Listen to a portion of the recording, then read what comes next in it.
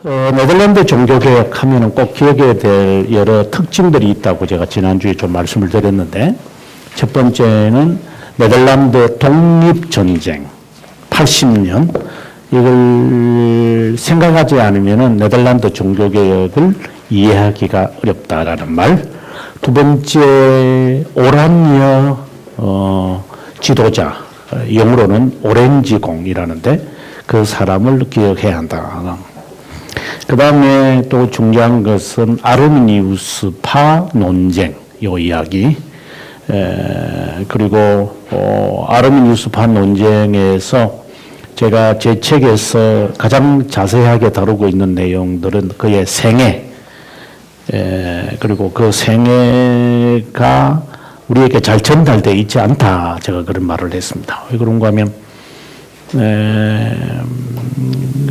제가 연구한 바에 의하면 성결교나 감리교 교수들도 아르미니우스주의를 따르면서도 아르미니우스주의를 잘 몰라요. 상당히 아이러니컬하다는 생각을 해보고, 그래서 아르미니우스에 대한 아주 자세한 것은 아니라 하더라도 아마 이 책에 있는 내용이 거의 아마 이해하기가 쉽게 제가 썼다고 생각합니다. 먼저 762페이지에 있는 네덜란드라는 나라는 어떤 나라냐라고 하는 것입니다.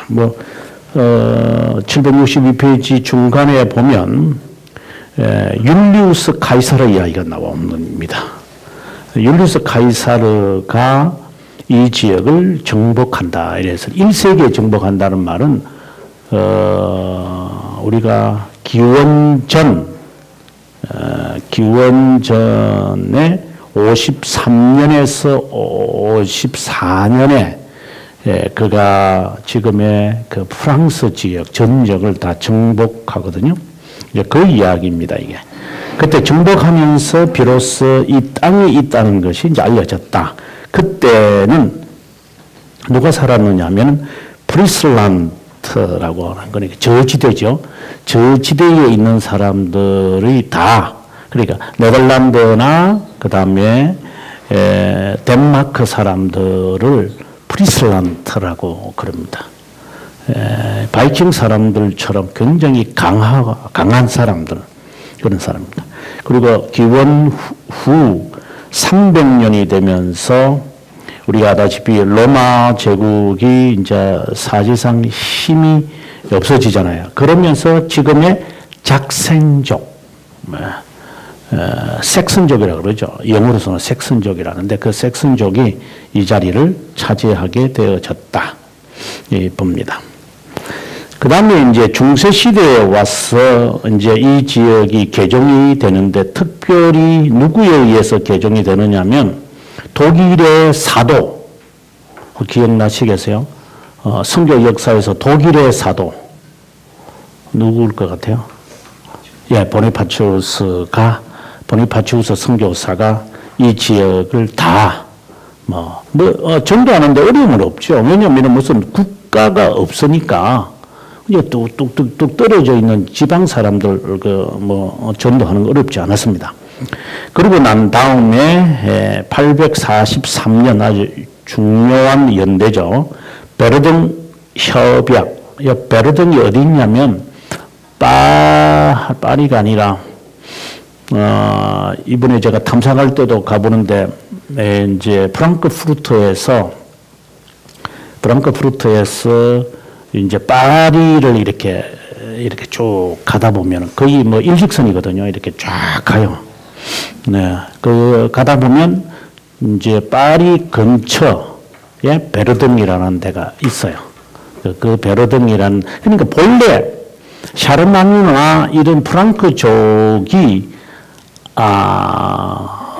수도가 아헨이었으니까 그 북쪽이었어요. 본래 프랑스. 그러니까 지금 수도도 파리가 북쪽이잖아요.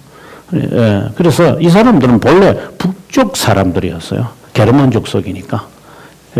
그래서 그 베르등 거기에서 이제 협약을 맺어서 나라가 세수로 나누어진다. 그게 바로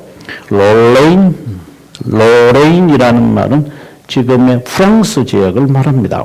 세 나라로 나누어졌다 그랬지 않습니까? 이탈리아나 독일과 프랑스. 근데 네덜란드는 로레인 지방에 해당되어졌다.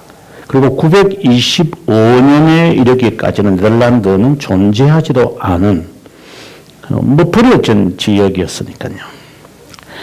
그리고 이제 밑에 가보면 이제 여러 흩어진 지역들이 있는데 홀란드, 흐로닝겐, 위트레트, 프리슬란드, 그리고 제일 밑에 제일런트라고 되어 있지만 보통 우리가 영어로는 질런트라는데 이게 바로 뉴질랜드죠.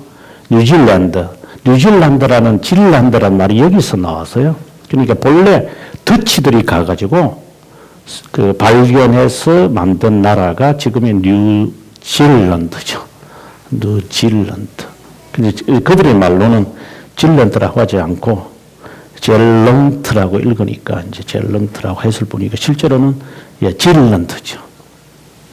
자, 그 다음에 오른쪽으로 가서 1555년에 종교개혁이 일어나고 난 다음에 이제 비로소 이 지역이 이제 뜨거운 감자로 남게 된다라는 이야기입니다. 그리고 68년에 이르러 1568년에 이르러 80년 전쟁 1566년에서 1648년 교회사에서 뭐 여러 전쟁이 있었지만 우리가 꼭 기억해야 될 전쟁은 뭐 세계사에서 많이 있지만 프랑스의 위군호 전쟁이라는 꼭 기억을 해야 돼요. 위군호 전쟁. 위군호 전쟁은 매우 중요한 전쟁입니다. 1562년에서 98년까지. 이게 되게 30년 전쟁이다 보니까 이제 종교 30년 전쟁하고 헷갈리는 경우가 많죠. 그래서 학생들 시험 치면은 많이 틀려요, 이게. 그 다음에 이제 종교 전쟁. 바로 이게 이제 우리가 말하는 1618년에서 이제 48년까지 있는 종교 전쟁이죠. 그 다음에 이제 여기에서 나오는, 네덜란드 독립 전쟁. 또는 사람들은, 네덜란드 독립 전쟁이라고 하지 않고 그냥 더치워라고 합니다. 영어 속에는 그냥 더치워. 그것이 이제 1566년에서 1648년까지 이 기간 동안에 이 독립전쟁을 하게 될 때의 지도자가 누구냐? 바로 오란여 이렇게 말합니다. 오란여. 빌름 더 오란여 이라는데 이 빌름이 이제 더치 말이니까 빌름이지 독일 말로도 해도 빌름인데 영어로 말하면 윌리엄. 그래서 아마 제 책에 가끔씩 윌리엄이라는 단어가 아마 좀 나올 거고요. 그 다음에 프랑스 말로 한다면 이게 기욤이 되죠. 기욤. 그래서 본래 윌리엄이라고 하는 이 이름은 프랑스 이름 같아요. 프랑스. 기욤. 그래서 그 이름을 보면 이게 어디서 시작되어졌는지 알거든요. 이게 이름이 어디에 근거해 있는가. 알 수가 있거든요. 그래서 이 필름이나 윌리엄이나 기욤이라는 말을 이제 사람들은 짧게 이제 발음을 해가지고 빌리라고 그래요. 빌리라고 말로 미국 애들 빌리라는 말을 많이 쓰죠. 빌리. 미국에 가면 이 숏네임을 많이 써요. 숏네임. 제가 이제 미국에서 있을 때는 제가 다니엘이라고 이름을 하도 뭐 연승 막 이렇게 헷갈려서 it's okay. My name is Daniel 이러면 데니 이렇게 그래 저를 데니라고 부를 수 있는 사람은 굉장히 가까운 사람으로 받아들이죠. 네. 그래서 숏네임을 많이 써요. 얘들은. 그래서 빌리 처음에는 빌리가 따로 있고 윌리엄이 따로 있는 줄 알았어요. 저는 좀 모를 때는 크리스토프 이러면 또 크리스 이렇게 하니까. 자, 세계에 우리가 겪어야 될 세 번의 종교 전쟁. 우리 교회사에서는 종교계 역사에서는 이 세 개만 알아두면 될 것 같아요. 그 다음에 이제 좀 더 밑에 가면 까를 5세가 왜 이 지역에 관심을 갖게 되어졌는가 하는 이유를 이제 쭉 설명하는데 그렇게 중요한 것은 아닌 것 같습니다. 넘어가겠습니다. 80년 전쟁을 볼 때 굉장히 헷갈립니다. 이거 남의 나라 이야기를 해야 되니까. 그래서 제가 밑줄을 그었습니다. 이 밑줄을 왜 그었느냐면 이 80년 동안이다 보니까 이 까를 5세가 스페인이잖아요. 까를 5세가 스페인을 점령하기 위해서 이제 자기의 그 총독을 보내는 거야. 우리나라 같으면 이등 방문을 보낸 것처럼 이렇게 총독을 보내는 게 긴 시간이니까. 그래서 그 대표적인 사람을 제가 여기서 썼습니다. 그래서 1차 혁명, 2차 혁명, 3차 혁명, 4차 혁명 이렇게 하면서 이제 대표적인 이름이 나오는데 그 이름들을 제가 이제 우리가 아무리 봐도 헷갈리니까 먼저 한번 보겠습니다. 765페이지 보면 알바공이 보통 알바공이라 그럽니다. 알바공. 알바공 이렇게 하면 기억해야 되는 게 뭐냐면은 피의 정치다. 피의 정치. 아주 잔인한 정책을 펼다라는 거고요. 그럼 두 번째 765페이지 가보면 알바를 대신해서 돈 루이, 이 스페인 이름이죠. 돈 루이를 보냈다. 이렇게 되어 있습니다. 그 다음 페이지에 있는 뭐 3차 혁명인데 이번에는 누구를 보냈느냐 하면은 필리페, 지금 필리페 2세의 동생 돈 후안을 보냈다. 이게 돈이라는 게 돈키호테 할 때도 돈이 나오거든요. 돈이라는 것은 스페인어로 미스터라는 말이죠. 우리나라 말에는 미스터라는 게 미스킴, 아무나 미스킴이지만 서양에서는 미스터라는 게 굉장한 존칭 거죠. 그래서 대통령을 부를 때 이 사람들은 우리말로는 대통령 각하 이러는데 이 사람들은 미스터 프레지던트 이렇게 부릅니다. 여러분 아무나 그냥 미스터 미스라고 부르시면 안 됩니다. 네. 그래서 결혼을 했는지 안 했는지 모를 때는 이제 미즈라고 부르거든요. M-I-Z를 부르는 건데 미즈 하면 굉장히 듣기 좋아합니다. 이 사람들. 미스 이래도 굉장히 듣기 좋아하고. 네. 그러니까 우리처럼 뭐 다방에 가서 미스 캠 갖고 와 뭐 이런 식으로 생각했다가는 여러분 큰 코 다칩니다. 예. 매담이라고 우리도 아무나 뭐 마담이죠. 마담 이러는데 서양에서는 마담은 굉장한 존칭입니다. 굉장한 존칭이기 때문에 제가 만약에 라이브러리라든가 어디 가게에 가가지고 매담 이라면 굉장히 좋아합니다. 아무나 싸구려 단어라고 착각 속에 빠지는 것 같아요. 한국 사람들. 아닙니다. 굉장한 존칭이니까 외국인들을 만났을 때 미스 매담 하면 그거는 정말 여사 막 이러니까 좋은 말 쓰면 좋겠어요. 근데 자기 What's your name 합니다. My name is Mr. 라 이랬다가는 우스운 소리죠. 지가 스스로를 높이는 거니까. 이거 처음에 모를 때 진짜 실수 너무 많이 해가지고 부끄러워요. 자, 3차에서 돈 후안, 아주 굉장히 존칭어죠. 후안경, 이런 말이죠. 경, sir, 이런 말입니다. 그 다음에 이제 12년의 휴전, 이게 제일 중요하죠. 왜 그런가 하면, 이게 보면 넷째 줄에 보면, 마우리츠라는 사람이 나오죠. 이 핀란드 오란여가 저격을 당해 죽잖아요. 이 사람을 죽여버려요. 왜냐면 이 사람이 독립전쟁을 이끌어가니까 이걸 죽여버려야. 근데 죽고 난 다음에 지도자가 없어요. 그때 등장한 사람이 바로 여기에 나온 마우리츠라고 하는 사람입니다. 이 사람이 이제 나중에 우리가 돌트레이트 그 회의할 때에 돌트레이트 해야 된다. 이렇게 해가지고 이 사람이 다 소집해요. 소집하고 이 사람이 이제 반대하는 아리우스파 사람들 다 내쫓고 이제 이분이 이제 아들로서 독립전쟁을 잘 마무리하는 인물로 물론 아주 훌륭한 분입니다. 그 다음 넘어가서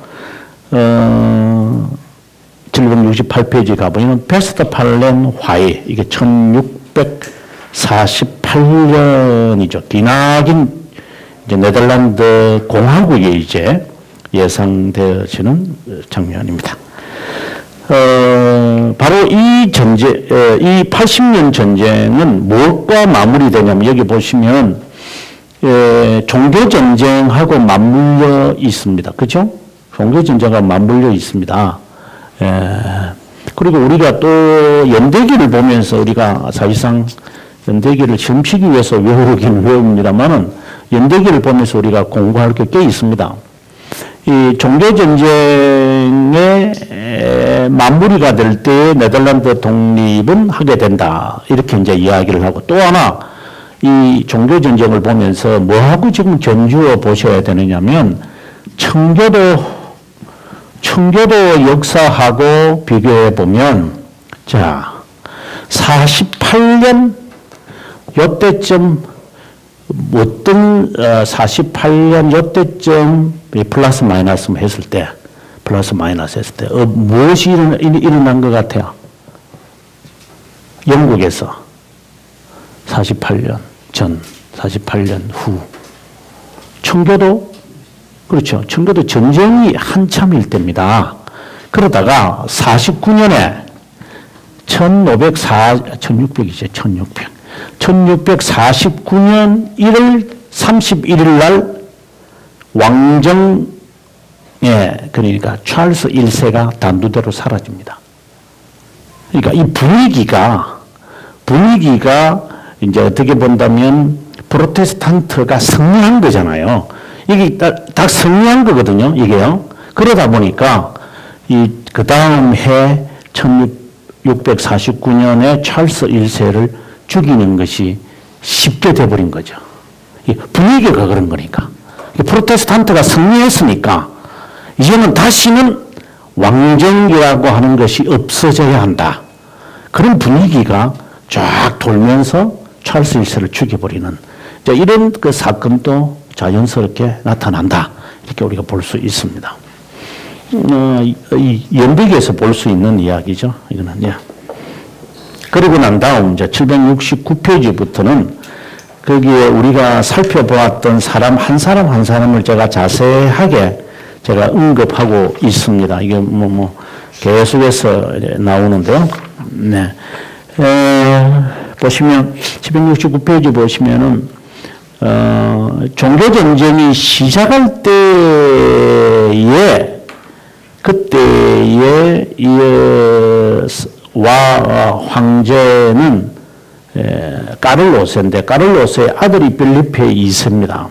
필립 2세라고도 합니다만 필립 2세가 어떤 그 영국과 관련이 있냐면 중간 보시면 프랑스와의 전쟁에서 패배함으로 필립은 필리페를 말하는데 앙리 2세의 딸 발로와의 엘리자베스와 결혼한다.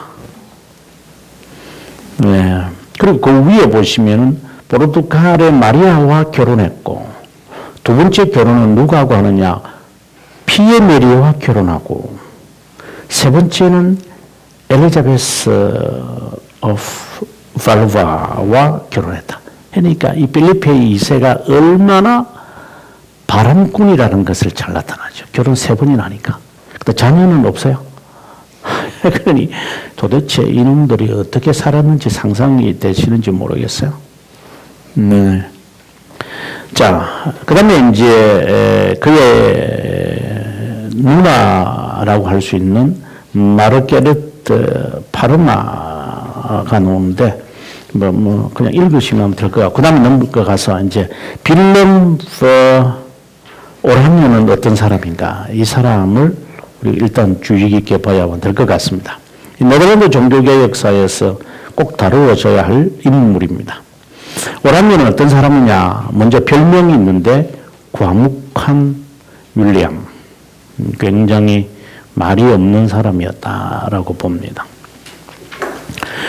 그 다음에 제일 밑에 줄을 보면 1563년 백작 에그몽트와 후론의 도움으로 빌럼은 후란벨레를 제거하는 데 성공했지만 마르게르트 드 파르마 습정 아래 네덜란드가 혼란 속으로 들어가는 것을 목격한다.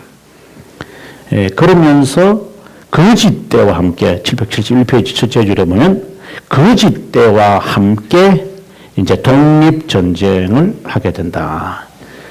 거짓 때라는 말이 이제 어떻게 이해하셔야 되느냐면 뭐 노숙자라고 하는 개념이 아니라 이 네덜란드는 우리나라 스웨덴처럼 이렇게 바다가 낮아요. 우리가 알다시피 늪이 있는 나라거든요. 근데 이 스페인은 여러분 아다시피 굉장히 그 무적 함대이기 때문에 이 함선이에요, 함선. 그러니 이놈들이 이제 쫙 오면 아다시피 무적 함대이기 때문에 아무도 감당을 못해요.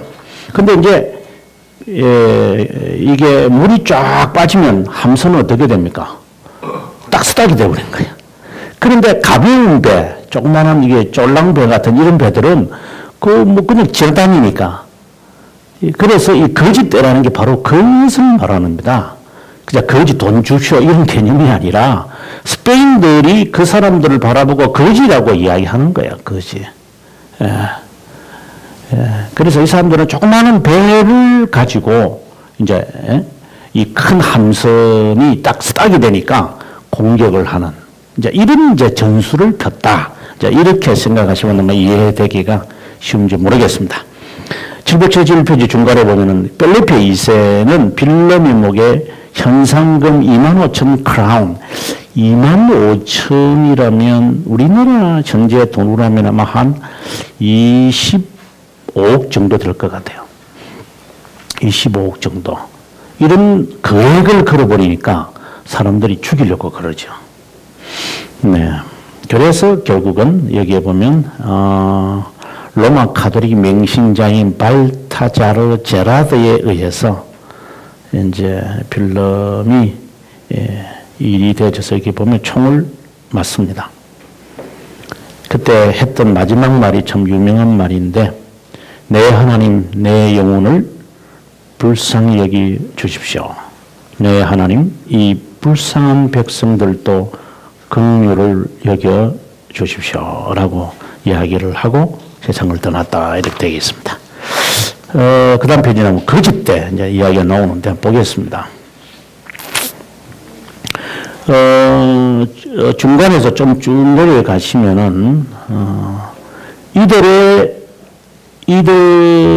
이들은 베테랑들이었고 숲속에 있다가 덮치는 산적 베테랑들이었고 형태를 갖추기 시작하다가 결국 바다의 거짓대로 발전해 갔다.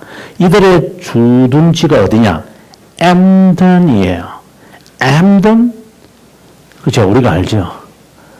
이 엠던이 1571년에 개혁교회의 총회가 모여지는 장소예요.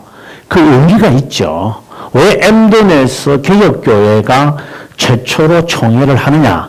그것은 바다의 거짓대의 주둔지역, 지금도 보면 해안도시예요. 여러분 구글 새들라이트에서 찍은 지도에서 구글에 가가지고 엠던을 딱 치면 해안도시가 딱 나와요. 그러니까 지금 인천과 같은 해안도시예요. 그래서 이 바다의 이 거짓대들의 주둔지. 그래서 개혁교회들이 거기에 모이는 게 쉬웠죠. 왜? 안전하니까. 예. 거짓대들이 다 있으니까 쉽게 말하면 안전하잖아요. 그래서 거기서 29개 교회가 모였다. 이렇게 생각하시면 되겠습니다. 바다의 거짓대는 스페인 함대를 가끔씩 공격하여 괴롭혔다. 1568년 7월 10일 스페인 함대는 이들에게 큰 피해를 입고 대피하고 만다. 이에 빌럼 드 오란예가 그들의 지도자가 되면서 체계적으로 스페인을 괴롭히기 시작했다.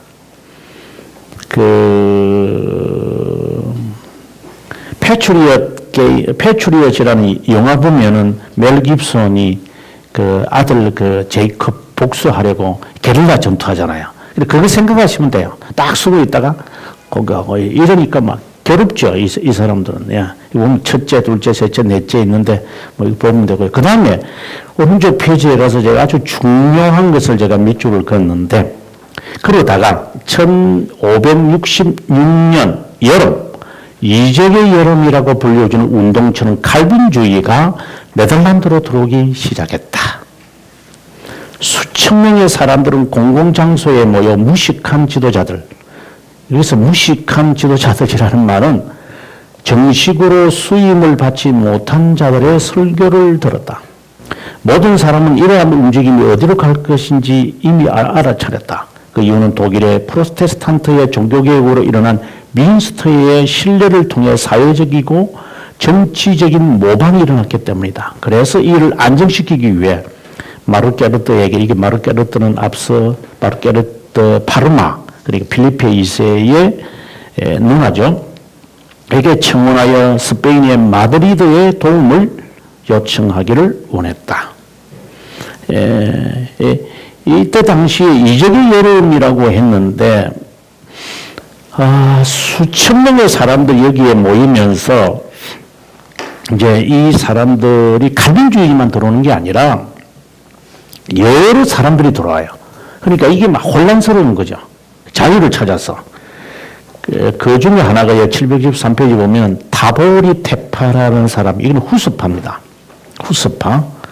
후스파가 독립전쟁을 하잖아요. 얀 후스가 죽고 난 다음에 이 후스를 따르는 사람들이 로만 카톨릭에 대해서 계속적으로 이렇게 항거를 하는 것이 나옵니다. 근데 두 파가 있어요. 하나는 여기에 나오는 타보리 테파라가 하나 있고, 그 다음 페이지에 가보게 되어지면은 우트라 퀴스파가, 이 두 개를 딱 기억하셔야 돼요. 예, 근데 타보리파는 보통 이제 영어로는 이제 타보리라 그러는데, 타보리 테파는 조금 어떻게 본다면은 로만 카톨릭과는 완전히 다른 것을 행하는 급진파라고 보고, 그 다음에 이제 그 다음 페이지에 나오는 우트라 키스파는 조금 유연한 사람들입니다. 그러면 이 차이가 뭐냐 이러면, 여기에 우트라 키스파는 여기 보시면 그 다음 페이지 나오죠. 보면 본래 우트라 키스라는 말이 양편이라는 겁니다. 이게 무슨 말이냐? 성찬을 집례할 때 참여자들에게 지금 로만 가톨릭이 어떻게 합니까? 자기들이 잔을 마시고 잔은 안 줘요. 그래서 여기에서 우트라 키스파는 뭐라 하느냐면 다 달라는 거죠. 그래서 성찬식 때 잔과 빵을 다 주는 파, 그게 이제 우트라 키스파예요. 이제 이 파들이 나중에 어떤 파가 되느냐면 모라비안이 되는 거예요. 예. 그래서 이제 결국 이렇게 심진 거죠. 이 모라바파가 되어가지고 방황을 해요. 예. 나라 없는 사람들로 막 떠돌아다니는 지금 같은 집시와 같은 사람들. 이제 그러다가 우리가 아다시피 진첸도르프를 만나가지고 이제 해외 선교로 갔다가 만나는 사람이 우리가 아는 존 웨슬리를 만나. 이제 이야기가 이제 그래 되죠.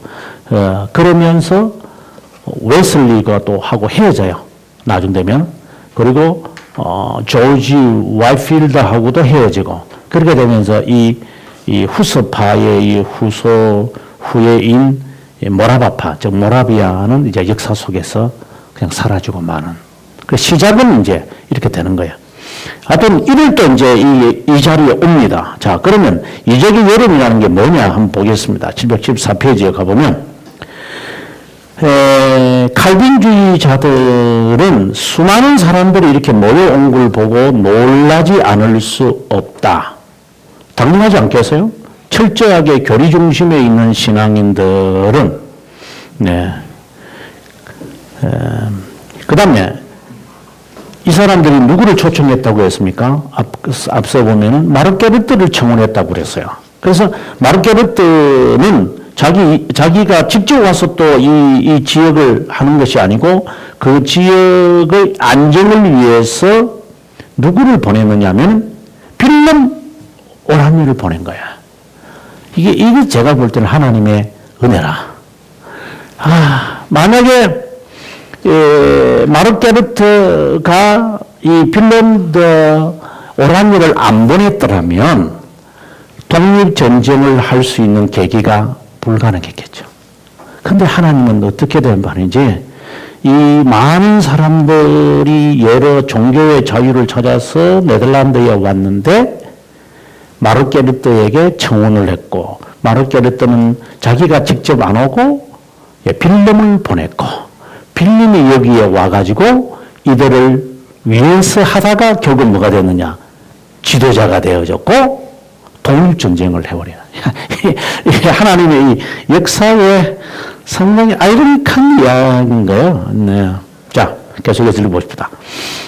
그러자 마르게르트는 빌름 본 오란유를 보내어 상황을 진정시키도록 했다. 그 당시 마르게르트는 빌름이 어떤 인물인지 당연히 몰랐겠죠. 그는 실제적으로 마르게르트의 반대자들의 지도였다. 아무튼 성공적으로 베란유 오란유는 폭도들을 안정시켰다. 이 사건으로 인해서 네덜란드에는 서로 경쟁하는 지도층이 구성되었던데 스페인 정부 그리고 빌름이 이끄는 귀족들의 연맹 또는 브레드 로드가 이끄는 거짓대 또 지역 귀족들 칼빈주의자들이었다. 이런 혼란스러운 가운데서 이제 여기에 빌름 본 오란유가 이걸 다 통합해버려요. 대단한 사람이었죠. 그 다음에 이제 가서 정치적으로 어떻게 해결했다. 그 이야기를 지금 하고 있는 겁니다. 그 다음 775페이지 가서 이제 알바공.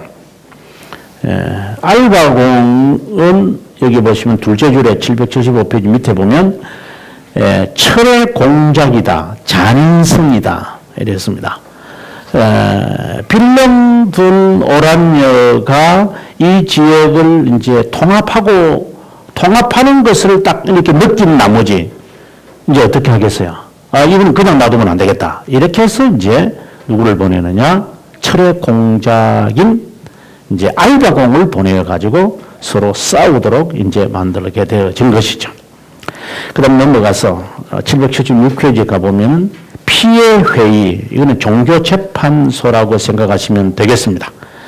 저 밑에 보면 2명의 귀족들이 참수형을 당한 후 칼빈주의 귀족들은 해외로 도주하여 거짓대와 결합하여 1568년에 돌아온다. 1568년에서 1609년에 스페인에 대항하여 싸운다. 알바는 이 회의를 악용하여 칼빈주의 귀족들의 재산을 빼앗고 지역들도 차지했다. 게다가 시페니라는 과세 제도를 통과시켜 독립운동을 막아보려고 했다. 이 일로 인하여 국민들의 마음은 점점 로마 카톨릭에서부터 칼빈주의로 변해갔다.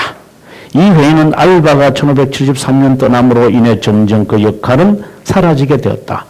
결국 다음에 폐지되고 말았다. 네. 좀 더 내려가 보시면 알바 공장은 프로테스탄트의 영지를 포위하고 몇 년 동안 수천의 사람들을 검거하고 처형했다. 여기저기서 민족 봉기가 일어났다. 매우 무력했을 뿐이었다. 브레드 로드가 1568년 2월에 죽자 빌름 본 오란유는 유일한 지도자가 되었다. 그는 종교의 열의가 없는 자로서 칼빈주의자도 아니고 그렇다고 로마 카톨릭도 아니었다. 하지만 앞서 말씀드린 대로 이제 거짓대와 함께 독립운동을 이제 하게 되어졌다라고 봅니다. 중간에 보시면 1569년 알바는 소위 10페니라 불리우는 10센트의 매매 세금을 매겼다. 이런 일은 프로테스탄트만 아니라 장사꾼들에게 큰 타격을 주었다. 10페니라는 게 뭐냐면 물건을 파고 살 때마다 세금을 매긴 거죠. 요즘에 보면 당연하지만 그때로서는 말도 안 되는 거죠. 그래서 세금을 다 매기니까 이 사람들이 지금 예를 들어서 그 소상인들이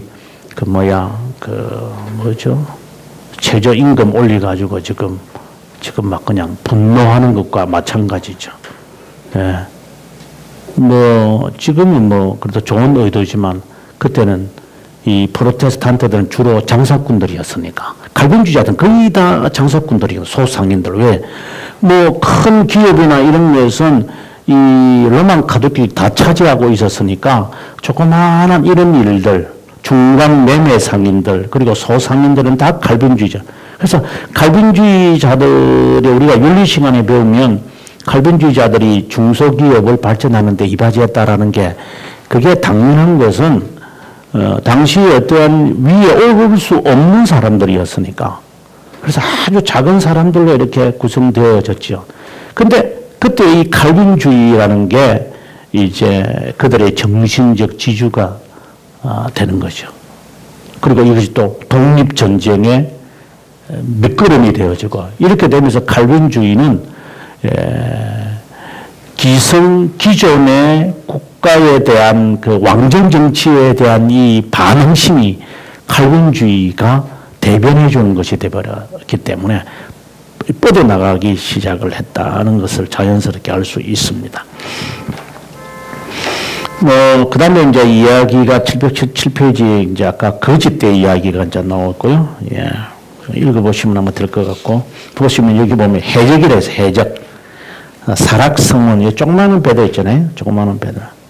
네. 아주 재밌게 한 것 같아요. 그 다음에 페이지 넘어가서, 아까 말씀드린 돈 루이도 이제 보냈고, 그 다음에 778페이지 밑에 가면 또 밑줄 그었습니다. 돈 후안, 아까 우리가 봤습니다. 돈 후안. 그 다음에 779페이지 가보면은 둘째 줄에 돈 후안이 아무런 성과 없이 세상을 떠나고 말자 후임 총독으로 마르게르트 파르마의 아들 파르마의 알렉산드로 바로 이때에 이제 어떤 일이 생겼는가가 중요합니다. 이거 보시면 마우리츠 판 나사우에 대한 이야기를 제가 하고 있습니다. 부친이 1584년에 살해당한 후 부친을 대신해서 홀란드와 젤란드, 앞서 그 뉴질랜드라는 말을 제가 했는데 그 젤란드의 지배자가 되었다. 1588년 네덜란드의 총사령관이 되었다. 위트레트, 젠들란드, 오버리젤의 지배자가 되었다.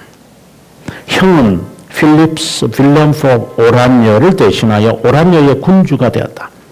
부친처럼 네덜란드 독립을 위해 평생을 노력했다. 1590년 마르게르트 파르마의 아들 알렉산드로 파르메세 아래 스페인에 대한 전쟁에서 대승을 거둔다. 결국 스페인과 1609년에 시작하여 21년에 종결되는 12년의 휴전을 이끌어 7개 연합자치국의 독립을 확립하게 된다.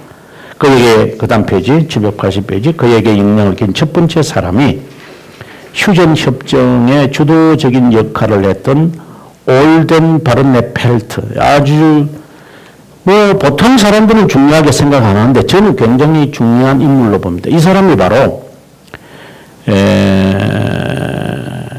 아르미니우스를 지지하는 정치 지도자였습니다. 그러니까 칼빈주의자들을 지지하는 사람은 마우리츠, 그리고 아르미니우스파들을 지지하는 사람이 올덴 바른네펠트, 이 두 사람이 딱 대치하게 되어집니다. 그 다음에 벨크되어 있죠. 두 사람 관계는 1600년 이후 거리가 멀어지다가 급기야 네덜란드, 즉 개혁교회 내에 있는 신학 논쟁을 일으키게 되는 항의파와 칼빈주의자들의 갈등이 일어나면서 서로 맞서게 된다. 마우리츠는 1618년 칼빈주의자의 편에 섰어 1618년 돌트레이트 회의 소집을 강행하여 항의파를 제압한다. 올덴 바른네펠트는 항의파의 지도자로서 체포되어 공판을 받은 처형당한다. 그 후 오란여 가문은 네덜란드의 지배권을 유지하다가 그를 이어 형제 프리드리히 하이니히가 네덜란드의 지도자가 된다. 그래서 올덴 바른네펠트와 아르미니우스파는 밀접한 관련을 맺고 있습니다. 그 다음에 뭐 이야기는 우리하고는 별로 그렇게 크게 중요하지 않는데 그래도 한번 나중에 시간 되면 한번 읽어보시면 좋을 것 같습니다. 이제 넘어가서 이제 신학 논쟁의 이야기가 나옵니다. 이 신학 논쟁의 이야기가 우리의 관심을 이제 가질 수밖에 없죠. 자, 보시면 768페이지에 가서, 768페이지 아니라 783페이지에 가보면 아르미니우스라는 사람이 어떤 사람이냐를 제가 자세하게 설명을 하고 있고, 그 다음에 이제 아르미니우스 논쟁의 돌트레이트에 대한 이야기가 또 쭉 설명되어 있습니다. 여기 보면 1차, 2차 아주 자세하게 한 것입니다. 예, 어떻게 회의가 이루어졌느냐에 대하여 제가 할 수 있는 다 썼습니다. 자, 여기서 다시 돌아와서 아르미니우스판 논쟁에서 아르미니우스 인생에서 기억해야 될 몇 가지가 있습니다. 자, 여기 보시면 본래 아르미니우스라는 본명은 야코푸스 헤르만스다. 후에 아르미니우스라는 라틴어로 바꾸어 야코푸스 아르미니우스로 불려졌다. 그는 1560년 아우타즈, 옛 물이라고 하는 곳에서 태어났고 부모를 잃어버렸기에, 자, 이 다음부터가 중요합니다.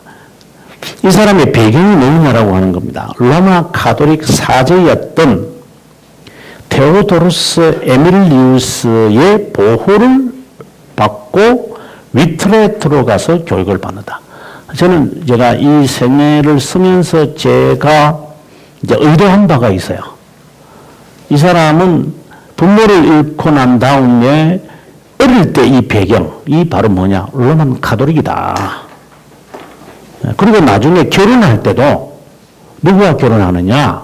로마 가톨릭, 당시는 로마 가톨릭 사람이, 로마 가톨릭이 아니라 로마 가톨릭을 지지하는 사람의 딸과 결혼해요.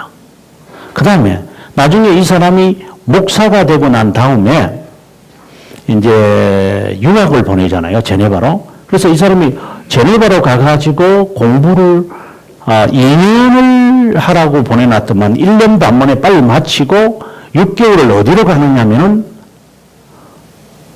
이탈리아 로마로 가가지고 활동을 해요. 그래서 암스테르담 노예에서 너 빨리 와. 이래가지고 돌아가거든요. 제가 왜 이 말을 하냐면 아르미니우스의 배경은 로마 가톨릭이다라고 하는 말을 제가 하고 싶은 거예요. 제가 연구한 바에 의하면 그렇습니다. 아마, 아르미니우스에 대해서 아마 저만큼 자세하게 공부한 사람도 별로 없을 거예요. 우리나라에서. 아티클을 제가 처음 썼으니까. 그래서 그 배경에서 맥을 잡았으면 좋겠다라고 하는 겁니다. 자, 그 다음에 15세 때 다시 돌아와서 15세 때 데오토루스가 죽는 바람에 아르미니우스는 루돌프 스넬리우스의 보호를 받게 된다. 말부르크에 가서 교육을 받으려고 했는데 스페인에 의해서 자기 그 지역이 점령됐다는 것을 알고 돌아오니까 다 죽어버렸어요. 예. 그러나 그 슬픔을 뒤로하고 말부르크로 돌아온 아르미니우스는 로테르담에 있는 개혁교회 목회자 피러 더 벨트의 집에 거하였고 그분에 의해서 레이든 대학교에 입학을 하면서 이 사람의 인생은 바뀌게 됩니다. 레이든에 와서 목회를 하다가 이 사람이 딱 드러나거든요. 자, 보시면 1582년 그런 개혁교회 신학 중심지라고 할 수 있는 제네바로 가게 된다. 그곳에서 칼빈을 이은 디오도르 베자를 만나서 가르침을 받고자 했지만 제네바의 아리스토텔레스 일부 교사들과 심각한 언쟁을 빚고 만다. 3년간 신학 공부를 하게 되는데 어디로 가느냐면 이것도 이제 문제라 진짜 이게. 철학 교수인 자발렐라에게 매료돼 이탈리아를 여행한 후 다시 제네바로 돌아온다. 그래서 이탈리아로 갔다 자발렐라에게 공부하러 갔다. 베자에게 가서 공부하다가 여의치 않아가지고 이탈리아 가가지고 또 공부하고 한다. 이러한 배경이 이 사람은 머릿속부터 뼛속까지 이 사람은 다 로만 가톨릭이다. 마리아, 예. 그 다음에 이제 넘어가서, 1561년 열렬한 로만 가톨릭주의에서, 칼빈주의로 돌아왔던 라하미를 변호하기 위해서였다. 보세요. 로만 가톨릭에서 칼빈주의로 전향한 라하미에게서 또 이 사람이 논리학을 배웁니다. 제네바로 돌아온 아르미니우스는 암스테르담 시장으로부터 소환 명령을 받는다. 빨리 와라는 거죠. 너무 자식 말이 장학금 받고 가가지고 지금 뭐 하느냐. 이래서 이 사람이 급하게 이제 불려옵니다. 그래서 1588년부터 목사 수임을 받고 15년을 목회를 하게 되어지는데 여기서 일어나는 사건이 세 개였죠. 이 사람이 일어나는 사건이 3개가 일어나는 거예요. 암스테르담에서. 이게 잘 안 되네, 이게.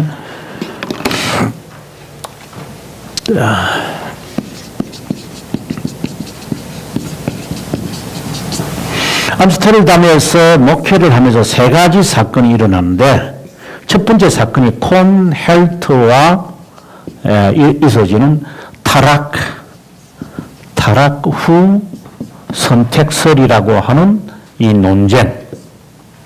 그 다음에 두 번째 사건이 일어났는데 그게 바로 로마서 7장 해석. 그 다음에 로마서 9장 해석. 여기에서 이제 이 사람은 이제 자신의 숨겨두었던 사상이 드러나기 시작합니다. 코넬트는 타락 후 선택설을 주장하거든요. 그리고 이 로마서 7장, 9장은 이 사람이 자기가 그 글을 써요. 이제 책을 쓴다고요. 그 책을 쓴 것이 이제 문제가 된 거고, 9장은 그 동료 목사님이 이 사람의 글을 딱 읽으면서 이 문제를 삼아요. 네. 그러고 난 다음에 이제 이 사람은 이게 안 되겠다. 이래서 이 사람이 이제 어디로 가느냐? 이제 레이든 대학교 교수로 피해버리는 거죠. 이때 레이든 대학교 자세한 내용은 나중에 하겠습니다만, 레이든 대학교 이제 가서 이제 교수로서의 생활을 할 때 누가 여기에 교수 오도록 도와주느냐면 고마루스라고 하는 사람이 도와줍니다. 이 고마루스는 철저하게 칼빈주의자입니다. 그런데 이 사람에 의해서 교수가 되어졌는데 고마루스가 이제 이 레이든 대학교 같은 교수로서 이 사람의 신학에 대해서 반대하는 사람으로 등장해요. 고마루스가. 그래서 고마루스와 이 아르미니우스는 끝까지 가는 거야. 이런 이제 그래서 우리가 이 흐름을 이렇게 좀 이해해야 돼요.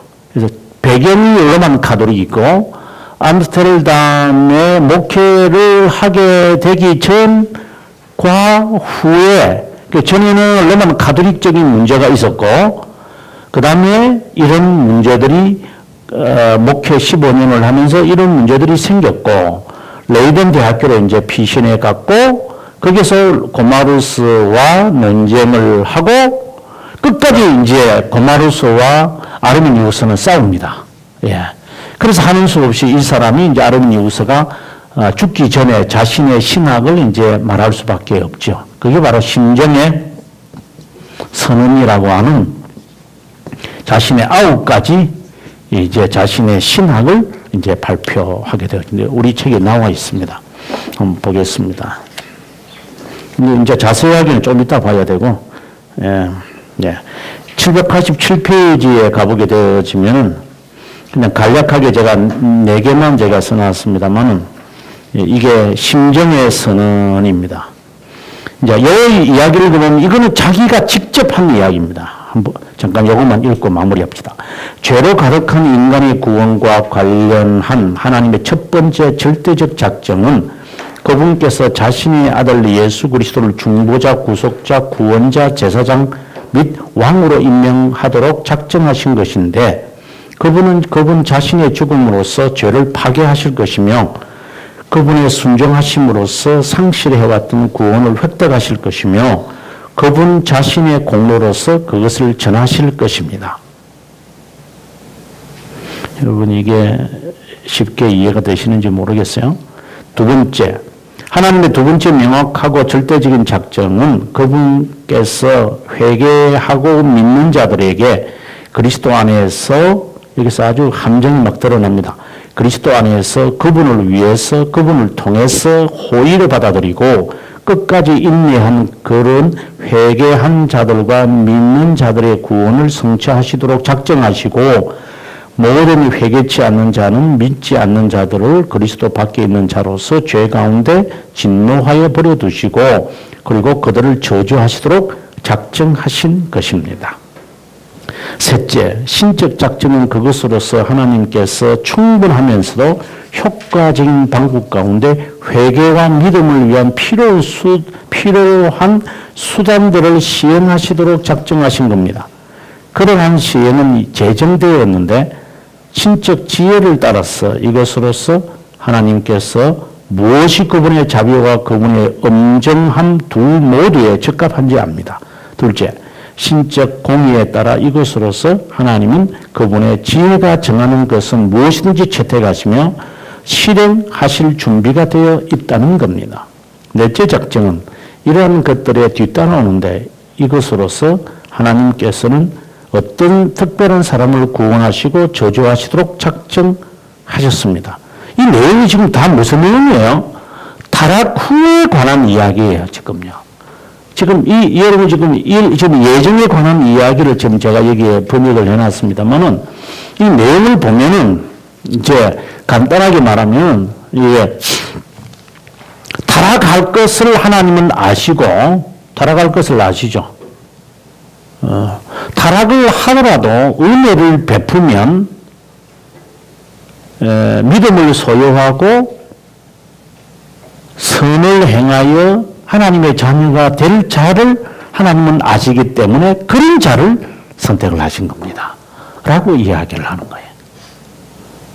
여기 칼빈의 예정론하고는 완전히 대체가 되는 이야기죠. 그 칼빈이 어떻게 말을 해요? 칼빈하고 이거 이제 대치시켜 보면 뭐 자세하게 말할 수는 없지만 칼빈은 거룩한 백성이 되도록 하나님은 만들어 가시는 거예요. 이 사람들은 거룩한 백성이 될 것을 아시고 은혜를 베풀면 반응을 할 것이기 때문에 그런 자를 택한 거예요, 하나님은. 그러나 칼빈의 이야기는 영원전에 하나님의 스코투스주의에 따라서 영원전에 하나님의 백성을 하나님께서 선택하셨어요. 그럼 때를 따라 하나님께서 정한 기간 내에 그들을 부르셔서 그리고 하나님을 받아들일 수 있는 은혜를 베풀겠죠. 그런 사람만은 100%죠. 그럼 주님의 말씀을 따라 이제 거룩한 백성이 이제 되어 가는 거죠. 이 이야기하고, 우리가 글을 이렇게 꼼꼼히 읽으면 확연히 차이 나요. 그 말은, 지금, 아르미니우스가 지금 심정의 선언에서 하는 예정에 대한 이야기만 전해놨는데, 이 이야기는 결국은 뭐냐? 예정을 안 믿겠다는 거예요, 이 사람은.